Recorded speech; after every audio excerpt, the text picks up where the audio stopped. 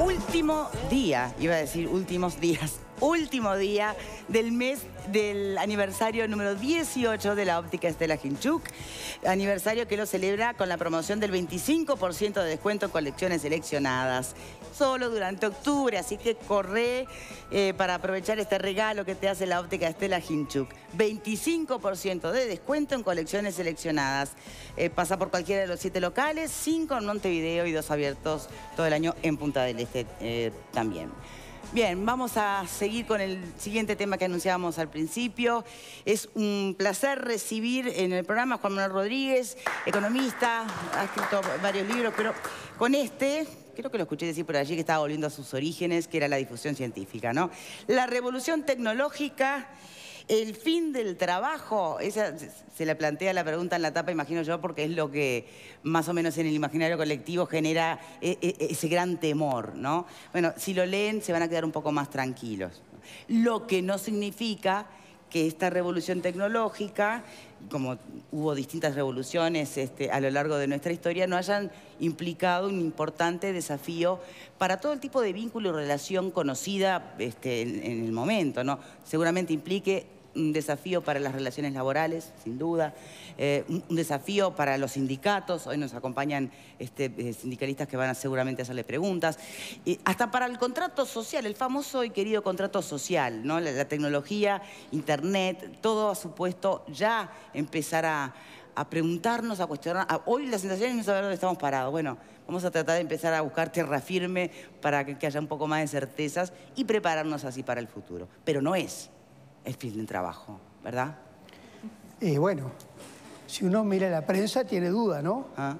Porque yo diría que los trabajos más difundidos son bastante catastróficos, sobre todo a partir de algunas investigaciones que hicieron 2 académicos de Oxford, que tuvieron la virtud y la habilidad de hacer la primer cuantificación de la pérdida potencial de puestos de trabajo. Y ahí llegaron a un número aterrador, ¿no? La mitad, prácticamente. Sí.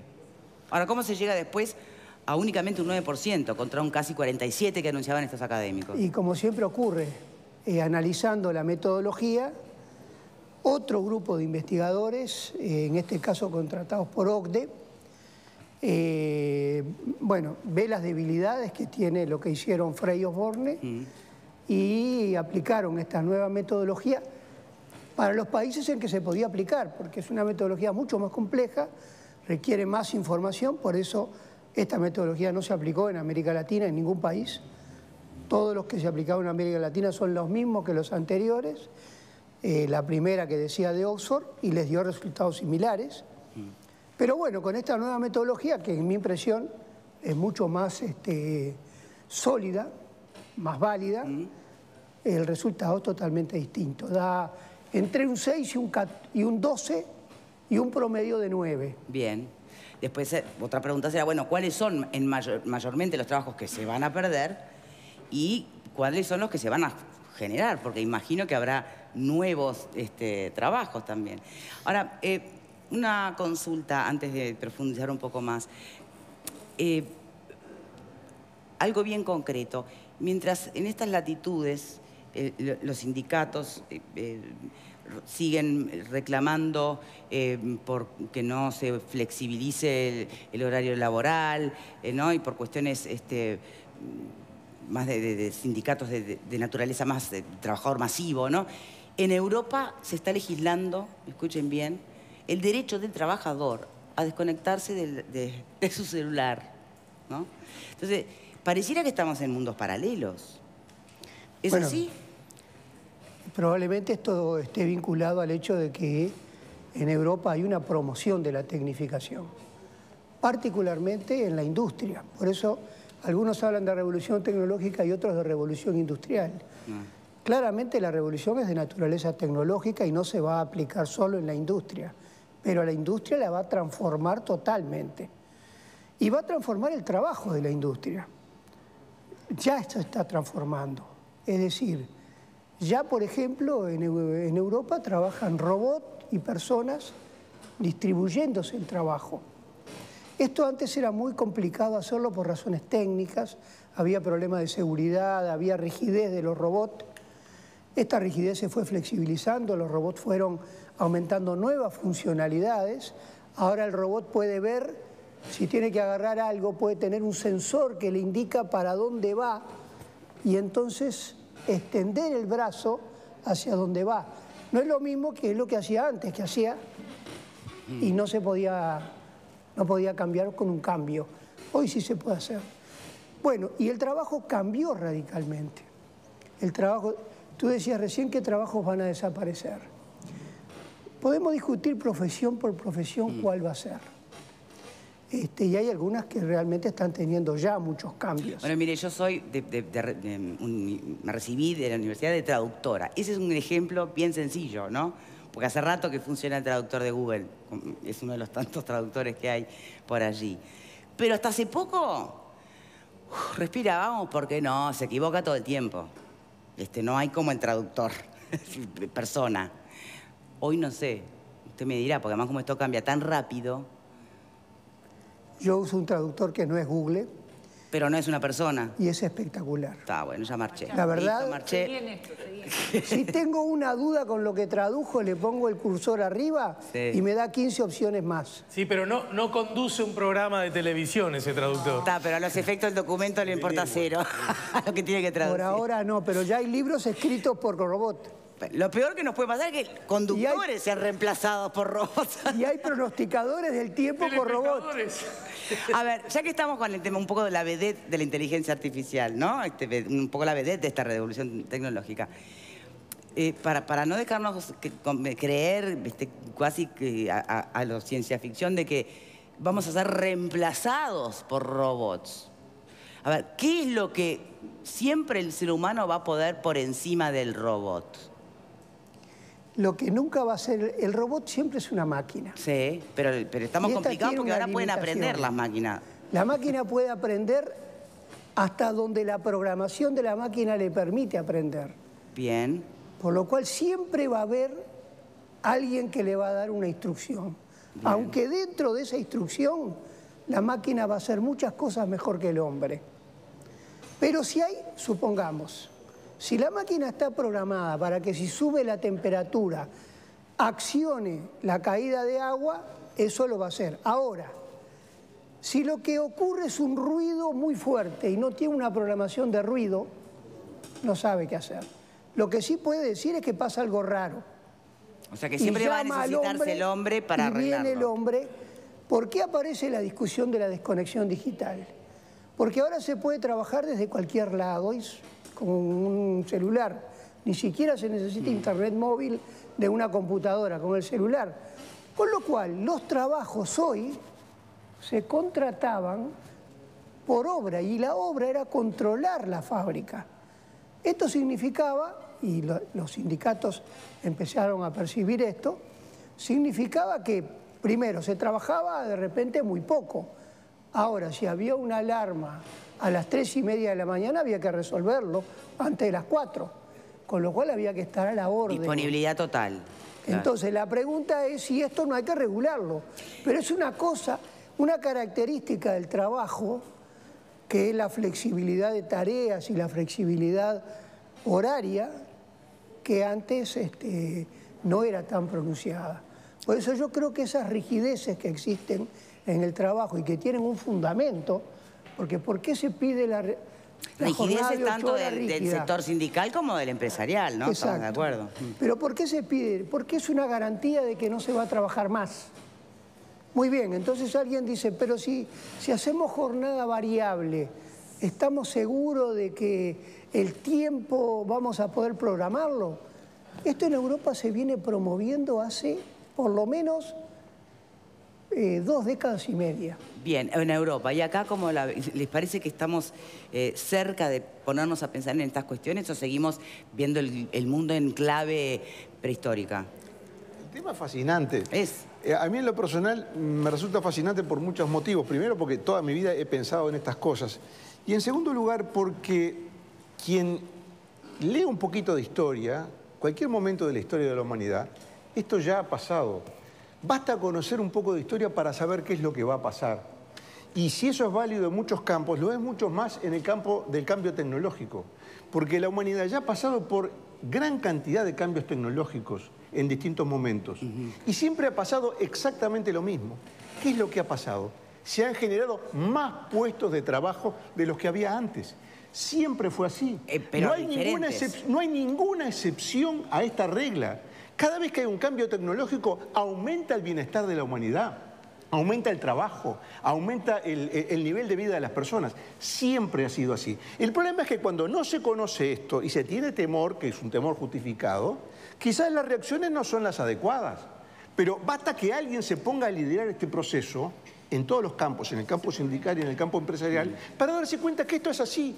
Y el movimiento sindical uruguayo, ¿tiene esa mirada? ¿Tiene esa visión? Por las cosas que yo he escuchado y leído, me parece que no. ¿Qué pensás, Vero? Yo creo que ahí está la clave, ¿no? Esta cuestión de liderar determinado proceso. Yo ahí es donde advierto el gran problema, porque esta no es una revolución tecnológica cualquiera, ¿no? Por las características que veíamos allí. Por las características que veíamos, ahora también se está sustituyendo cierto trabajo de cierto nivel intelectual. Yo creo que tiene otras características. No estamos hablando de la invención del telar, estamos hablando de cuestiones que sustituyen mucha mano de obra. Y me parece que lo que yo veo en Uruguay es que nadie lidera esto, más allá de las advertencias. Porque nos parece lejos. Porque nos parece lejos, porque nos parece que esto es cuestión de las empresas, de los privados que llegan. O del primer mundo.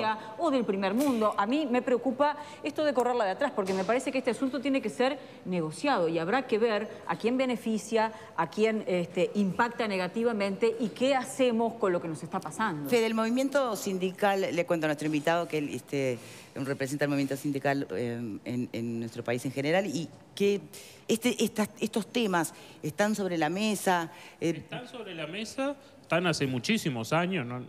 Más de 25, en la década del 80 ya se discutía. ¿Desde la victimez vamos a perder puestos de trabajo o desde un lugar proactivo? Primero que nada, proactivo.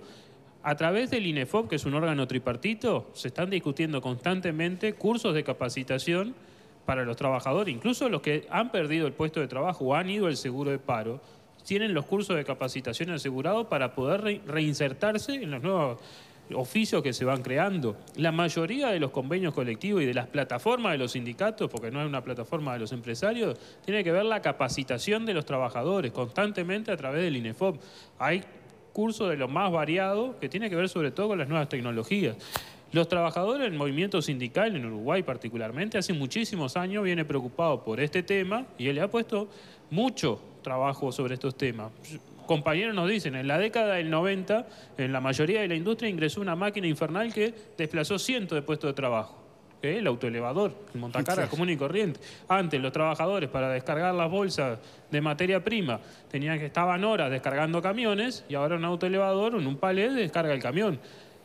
¿Ha mejorado eso la calidad de vida de los trabajadores? Sí, el movimiento sindical está de acuerdo, que se tiene que mejorar cada vez más la vida de los trabajadores, dejando de hacer un montón de tareas, pero eso tiene que ver. Está claro, pero es el mismo movimiento sindical que hoy tiene bastante temor de que se empiecen a flexibilizar las relaciones laborales, como ha ocurrido en otros países. El problema es que no se tienen por qué flexibilizar las relaciones laborales. Uno de los temas principales que nosotros venimos discutiendo es la reducción de la jornada laboral. Si hay una máquina que puede hacer lo que antes hacían 10 trabajadores, o que en medio turno de trabajo puede hacer lo que hacía, se debería de reducir la jornada laboral y mejorar cada vez más la calidad de vida de los trabajadores.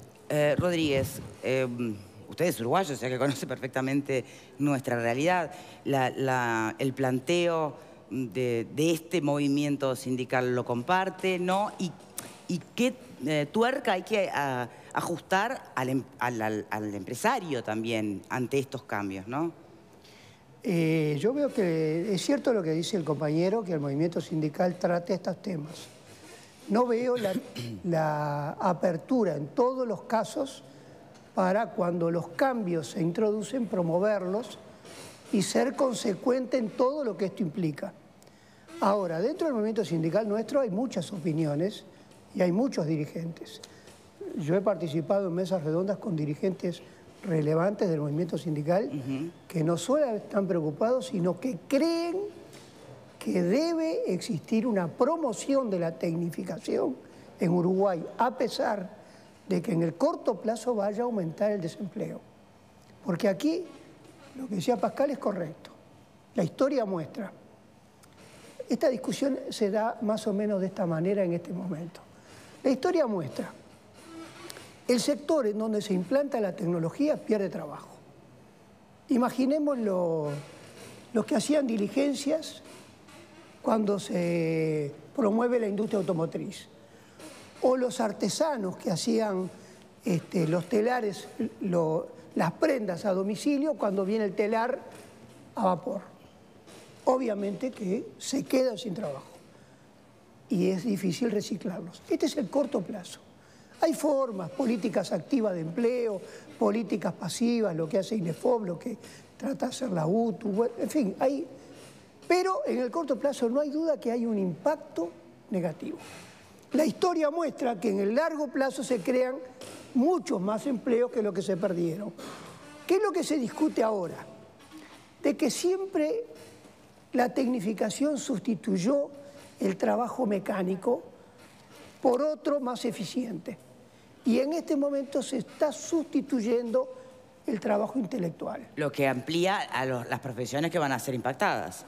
Por ejemplo, está Watson en la medicina, el trabajo de los abogados y de los contadores tienen un alto componente rutinario, que es aplicar las leyes con las que se hacen los balances o las leyes con las que se aplican.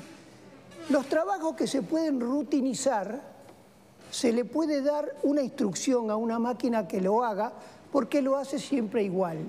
Aunque luego, para cerrar el balance, tenga que intervenir un contador y hacer los ajustes de último momento. Pero ¿cuánto se pudo sustituir? Probablemente el 80%. No el 100%, pero sí el 80%. Un diagnóstico primario de salud, ¿cómo lo hace un médico? Básicamente con lo que sabe, las reglas de cómo funciona el organismo y las relaciones son estudiadas en los textos, y luego la experiencia que se recoge en las historias. Si las historias se le ponen a una computadora puede, ante una situación concreta, considerar millones de casos con la receta que se dio en ese caso y la probabilidad de éxito en cada caso. Siempre va a haber algo que no está programado. Por eso Watson, que es el principal servicio que hoy tiene IBM, dice, es vendido por IBM, que fue el que lo creó, como un asistente de médico. Ahora imaginémonos, en una ciudad alejada, en donde hay poca gente, en donde un médico va una vez cada 15 días, y una consulta de Watson puede costar unos pocos dólares, porque, digamos, Watson, la consulta de las pruebas que tiene que tener para tener un diagnóstico, las determina inmediatamente y le lleva segundos tener una respuesta. ¿Qué van a optar? ¿Esperar 15 días o tener una respuesta primaria y hasta que llegue los 15 días seguir esa respuesta? Es un problema práctico, digamos. Sí. En lugares donde la mejor medicina no puede llegar un sucedáneo. Perfecto. Bueno, y esto está pasando en... Ahora, todo esto es una reflexión desde la perspectiva de quienes tenemos determinados trabajos, ¿no? ¿Cómo va a afectar esto? Ahora, desde la perspectiva de la empresa, ¿no? ¿Qué pasa con nuestro país? Porque no cualquiera va a tener acceso a desarrolladores de tecnología capaces de, efectivamente, tener una productividad que, en este marco de revolución tecnológica, te permita la competitividad con el primer mundo. Entonces ahí, ¿cómo se tiene que parar el empresariado uruguayo o latinoamericano en general? ¿Qué desafíos concretos va a tener? Te voy a contar una anécdota que me pasó escribiendo el libro. Yo revisé mucho la literatura internacional. La literatura internacional es del primer mundo, básicamente, que es donde hay más investigación en el mundo. Y siempre hacían referencia a lo que hacía Amazon, o Google, o IBM. Bueno, con lo cual, cuando voy avanzando en el libro, me doy cuenta que yo digo, la inteligencia artificial son estos monstruos. Si uno no tiene $1 millón, que no piense en inteligencia artificial. Exacto. Entonces dije, ¿y esto será así? Entonces me dije, voy a hacer una pequeña encuesta a algunas empresas uruguayas que hacen inteligencia artificial. Hice unas cuantas encuestas y en realidad me di cuenta de que, primero, hay gente en Uruguay que hace inteligencia artificial, que no la hace a los costos de millones de dólares, aunque trabaja básicamente para el exterior. Todas las empresas de este tipo en Uruguay trabajan, pero trabajan para el exterior porque aquí, digamos, el mercado es reducido, pero podrían trabajar para aquí y trabajan para aquí y a costos muy inferiores. Con lo cual no es cierto que un robot antes costaba 150, 200, 300 mil dólares. Hoy hay robots básicos, pero que resuelven muchos problemas rutinarios a 20, 30 mil dólares. No es un costo que uno diga para una empresa mediana, es absolutamente imposible implantarlo, cuando en realidad la productividad crecería enormemente. Entonces, en realidad, los programas de inteligencia artificial no están alejados a lo que se puede hacer en nuestro país. Si no se hace es porque frecuentemente encarar esto implica pensar cosas en la empresa que no se pensaron anteriormente. En realidad, el problema mayor es que si uno no sabe para qué, no puede hacerlo. Y el saber para qué requiere una serie de pasos y de organización de la inteligencia interna que no es habitual en nuestro país. Para irnos entrenando en ese poder pensar, entender qué hay para qué y saberlos buscar, acá está. La revolución tecnológica. Juan Manuel Rodríguez, muchísimas gracias por habernos acompañado.